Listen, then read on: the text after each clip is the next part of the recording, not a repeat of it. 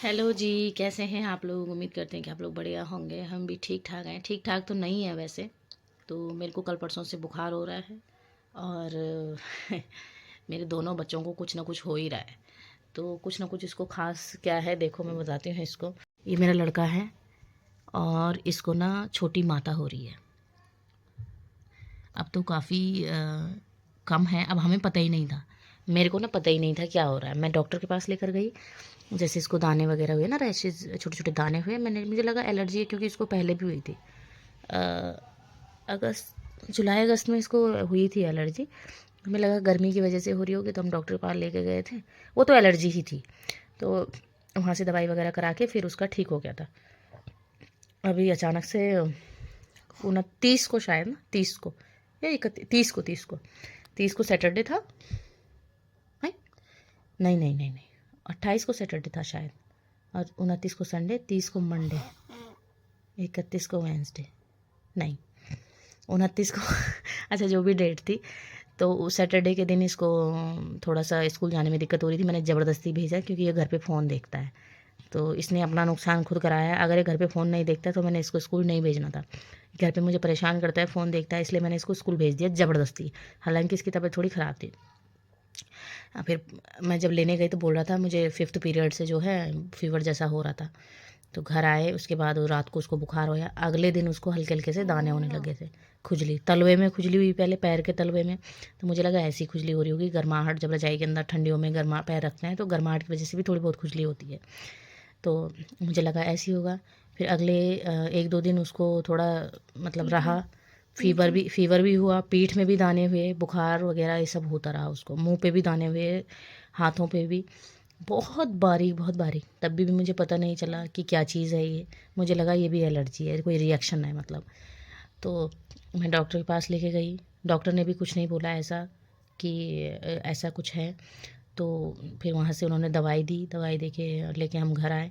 फिर उसका जो है खुजली और दाने जो थे उसमें थोड़ा थोड़ा रिलीफ था। मतलब दाने जो छोटे छोटे हो रहे थे वो थोड़े, कुछ कुछ दाने बड़े होने लगे, लाल रेड कलर के। और खुजली थोड़ी कम थी। तो उन्होंने कोकोनट ऑयल बोला था लगाने के लिए। तो कोकोनट ऑयल भी मैं उसके लगा रही थी, पूरा बदन सर से नीचे नहला के। जो कि बोलते हैं कि अगर छोटी माता हो रही है तो नहलाते नहीं हैं।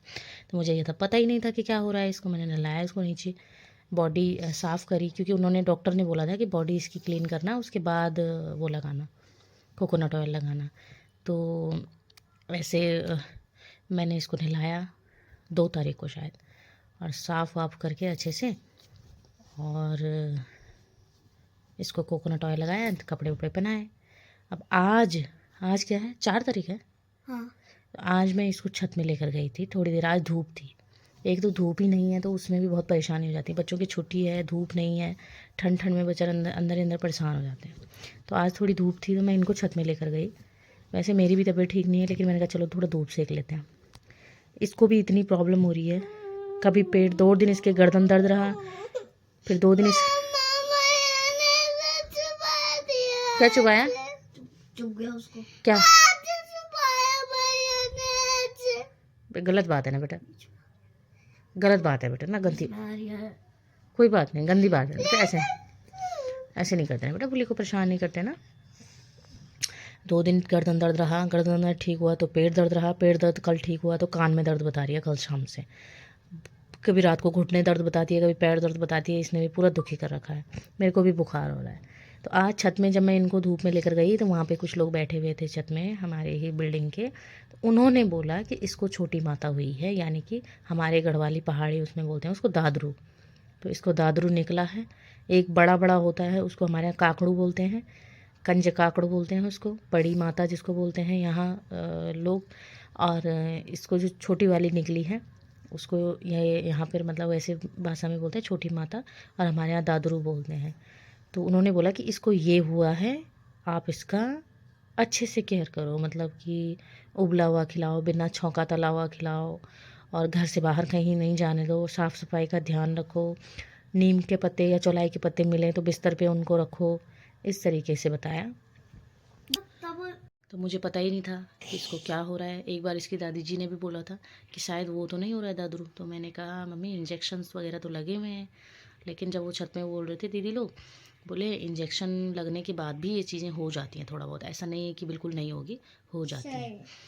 और बोल रहे थे कि दूसरी बच्ची जो मेरी है इसको भी उसी के साथ सुलाओ, इसका भी साथ साथ निकल जाएगा।